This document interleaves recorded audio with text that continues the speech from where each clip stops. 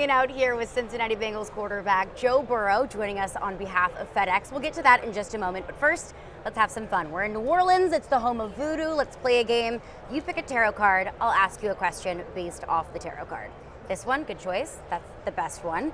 The Lover's card. Okay. Travis Kelce, Taylor Swift. I'm gonna save you maybe a little bit of embarrassment and maybe disappoint every woman in America, and I'll ask you about your relationship with this city. You won a national championship here. The state of Louisiana totally embraced you in your time at LSU. What's it like to be back in New Orleans?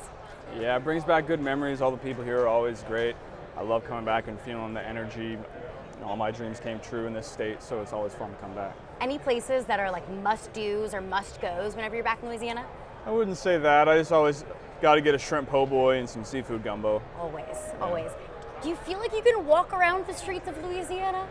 I doubt it, but we'll test out the waters this week. We'll test it out. Yeah. We'll see. All right, go ahead and pick another card. All right, this one, you chose the Hierophant, which I did have to Google how to pronounce, but that represents tradition. So traditionally in the NFL, we judge quarterback success based off of wins and losses. Do you think that quarterback performance should be more of a statistic that we look into rather than just the wins and loss column? I mean, that's tough to say. You know, at the end of the day, you want to win. Yeah. You don't want to lose. I think, you know, I'm really happy with how I played this year. I think I had my best year, but, you know, we'll trade all that for some wins. Yeah, no doubt. Absolutely. Go ahead and pick another one.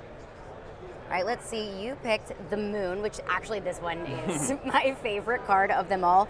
The Moon represents intuition and dreams. You were talking this morning about your contract in the future in Cincinnati. Obviously, your dream as a kid is to play in the NFL and make a whole lot of money. You said that you were willing to kind of restructure that contract to pay your other teammates, to keep this group around.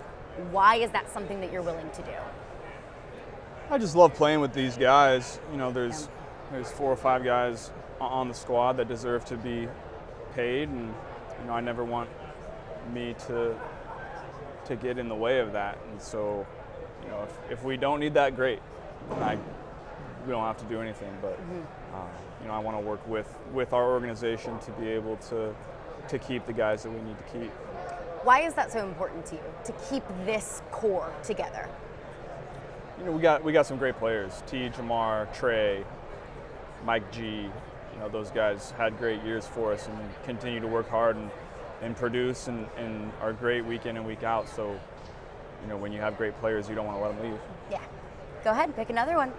Let's see what your fate is going to be. Okay, this one is the High Priestess. It's a very pretty little Dallas Cowboys cheerleader. It represents mystery. So let's just throw a fun one in here. You have a lot of nicknames. You're Joe Shiesty, Joe Cool, Joe Brr, maybe a couple of nicknames that I can't say here on a family program. What's your favorite nickname that you've been given? I think I like Shiesty. A lot of people call me that across the world. I think that's pretty cool. Shiesty's a good one. Yeah. Where did that come from? I don't know. Some video online at some point. I don't really remember. The internet is not great for a lot of things, but it's really good for something like the nickname Joe Shiesty. Definitely. We'll do one more. Go ahead and pick your last card.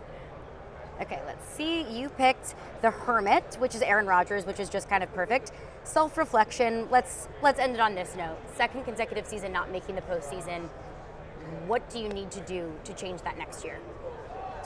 We just got to get to 10 wins. 10 wins usually gets you in. You know, the division is always the goal. You win your division, the rest usually takes care of itself. Yeah. So we just got to do what we got to do this offseason. Everybody needs to up their game another level, and we'll get there.